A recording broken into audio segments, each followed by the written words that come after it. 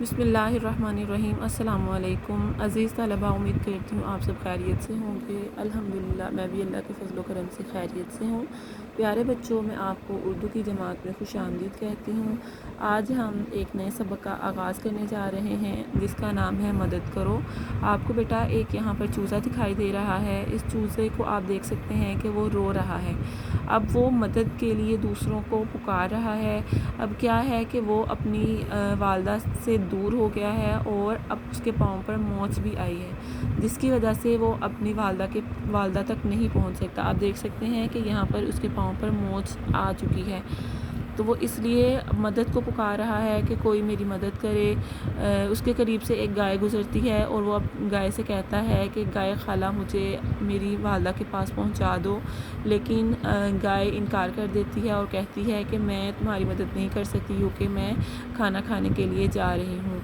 तो इसी तरह एक और चूंटी जो है वो चूज़े के पास से गुज़रती है, तो चूज़ा चूंटी से कहता है कि चूंटी मेरी मदद करो, लेकिन फिर उसे ख़्याल आता है चूज़े को कि चूंटी तो बहुत छोटी है, वो मेरी मदद कैसे कर सकती है। तो प्यारे बच्चों, चूंटी जो है वो कहती है तुम फ़िक्रमंद ना हो, बल्कि मैं अपने दोस्तों को बुलाती हूँ और मैं तुम्हारी मदद ज़रूर करूँगी। वो अपने दोस्तों को बुलाती है, तो इस तरह वो सब मिलकर चूज़े को उसकी वालदा तक पहुँचा देते हैं और फिर उसकी वालदा चूंटियों की तमाम चूंटियाँ जो उसकी साथी होती हैं उनकी और उस चूंटी का शुक्रिया अदा करती है। तो प्यारे बच्चों, इस कहानी से हमें सबक ये मिलता है कि छोटे से छोटा भी किरदार जो हो हमें उसकी भी कदर करनी चाहिए, क्योंकि ये अल्लाह ताला बेहतर जानता है कि अल्लाह ताला ने किसको दूसरों की मदद करने की सलाहियत बख्शी है। तो प्यारे बच्चों, अब हम जो सबक पढ़ने जा रहे हैं उसका उन्वान है मदद करो।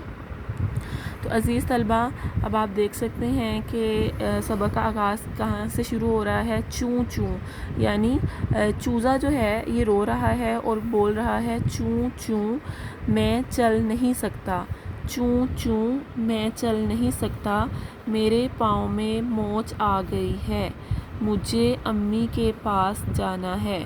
अब क्या है, चूज़ा मदद के लिए पुकार रहा है और क्या कह रहा है, चूँ चूँ मैं चल नहीं सकता, मेरे पाँव में मोच आ गई है, मुझे अम्मी के पास जाना है। तो बेटा, अब मैंने जैसे अभी आपको कहानी में बताया कि चूज़ा जब रो रहा होता है तो उसके पास एक गाय खाला आती है, तो वो गाय से क्या कहता है, चूँ चूँ गाय खाला मेरी मदद करो, चूँ चूँ भे भे अरे नहीं भाई मैं तो खाना लेने जा रही हूँ। यानी अब वो खाला से कह रहा है, गाय खाला से कह रहा है कि मेरी मदद करो, लेकिन वो क्या कह रही है, नहीं नहीं मैं तो खाना लेने जा रही हूँ। अब आप देख सकते हैं कि गाय ने तो इनकार कर दिया, तो अब चूज़ा फिर रो रहा है। तो चूज़े के पास क्या है, एक चूंटी आई है।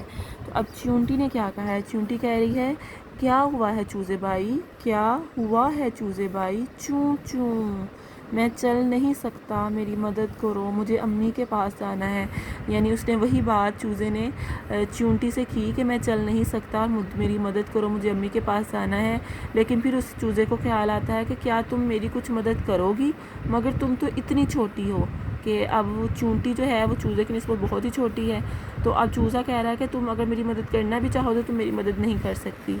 तो फिर चूंटी जो है उसको कहती है कि नहीं नहीं तुम फ़िक्रमंद ना हो, बल्कि वो यहाँ पर अपने साथियों को बुलाती है और फिर क्या कहती है, अरे तुम परेशान ना हो, आओ बहनों जल्दी आओ।